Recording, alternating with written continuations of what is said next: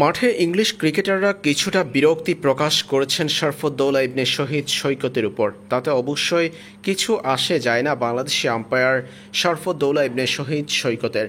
তিনি সিদ্ধান্ত দিয়েছেন ক্রিকেটের আইন মেনে। নিখুঁত সিদ্ধান্ত দিয়ে প্রশংসার পাত্র হয়েছেন বাংলাদেশের এই আম্পায়ার। ইংলিশ ক্রিকেটারদের চাপের মুখেও নিখুঁত সিদ্ধান্ত দিয়ে নিরপেক্ষতার পরিচয় দিয়েছেন শরফুদ্দৌলা ইবনে শহীদ সৈকত। টি-20 বিশ্বকাপের চলমান আসরের ন্যূনতম হাই ভোল্টেজ লড়াইয়ে মাঠে নেমেছে ইংল্যান্ড দক্ষিণ আফ্রিকা। এই ম্যাচের নবম ওভারে এক ক্যাচ নিয়ে ঘটে বিতর্ক। বাউন্ডারি থেকে ক্যাচ তালুবন্দি করেছেন ইংলিশ ফিল্ডার। এ সময় বলটি যে গ্রাউন্ড স্পর্শ করেছে সেটি অবশ্যই সে সময় ইংল্যান্ডের সেই ফিল্ডার বলেননি। পরে আউট না দিয়ে কুইন্টন ডি কককে মাঠে থাকতে বলেছেন শরফুদ্দৌলা ইবনে শহীদ সৈকত।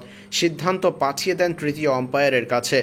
তৃতীয় আম্পায়ার দেখল বলটি শুরুতে গ্রাউন্ড স্পর্শ করেছে, তারপর বলটা তালুবন্দি করেছেন ইংলিশ সেই ফিল্ডার। পরিষ্কার নট আউট। বিগ স্ক্রিনে যখন নট আউট উঠল তখন অনফিল্ড আম্পায়ার শরফুদ্দৌলা ইবনে শহীদ সৈকতের সঙ্গে রাগান্বিতভাবে কথা বলতে দেখা যায় জস বাটলার সহ দুই ইংলিশ ক্রিকেটারকে। তাতে অবশ্যই কোনো প্রভাব পড়েনি শরফুদ্দৌলা ইবনে শহীদ সৈকতের উপর। তাদেরকে বুঝিয়ে নট আউটের সিদ্ধান্ত বহাল রাখেন তিনি। ম্যাচে এমন নিখুঁত আম্পায়ারিং করে প্রশংসায় ভাসছেন বাংলাদেশের আম্পায়ার।